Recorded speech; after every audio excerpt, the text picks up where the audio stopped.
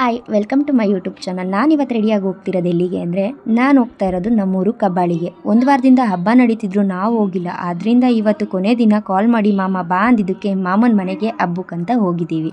So ಮನೆ ಪಕ್ಕನೇ ದೇವಸ್ಥಾನ ಇರೋದ್ರಿಂದ ನಾವು ದೇವಸ್ಥಾನಕ್ಕೆ ಹೋಗೋಣ ಮೊದಲು ಅಂತ ಹೇಳ್ಬಿಟ್ಟು ದೇವಸ್ಥಾನದ ಹತ್ರ ಹೋದು.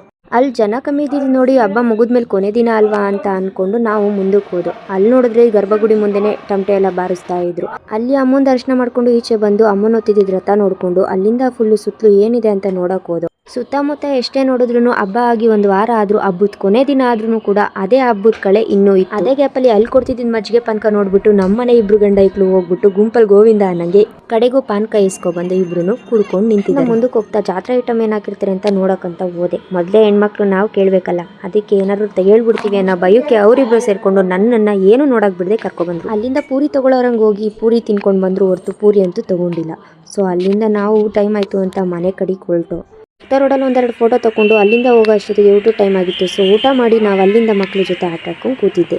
ನಾನು ಈಚೆ ಬಂದು ನೋಡಿದ್ರೆ ಎಲ್ಲರೂ ಕೂತ್ಕೊಂಡು ಅಲ್ಟೆ ಹೊಡಿತಾ ಇದ್ರು. ಹಳ್ಳಿ ಕಡೆ ಎಲ್ಲ ಯಾವಾಗೂ ಹಂಗೆ ಅಲ್ವಾ, ಅದಕ್ಕೆ ನಾನು ಅವ್ರ ಜೊತೆನೇ ಸೇರ್ಕೊಂಡು ಸ್ವಲ್ಪ ಎಂಜಾಯ್ ಮಾಡ್ಕೊಂಡು ಮಾತಾಡ್ಕೊಂಡು ಟೈಮ್ ಪಾಸ್ ಮಾಡಿದೆ. ಸಂಜೆ ಆಗ್ತಾ ಬಂದಿದ್ರಿಂದ ನಾವು ಮನೆಗೆ ಹೋಗೋದು ಲೇಟ್ ಆಗುತ್ತೆ ಅಂತ ಹೇಳ್ಬಿಟ್ಟು ಊರಿಂದ ಹೊರಟು. ಆ್ಯಂಡ್ ಇದು ನನ್ನ ಇವತ್ತಿನ ಚಿಕ್ಕ ವ್ಲಾಗ್ ಆಗಿತ್ತು.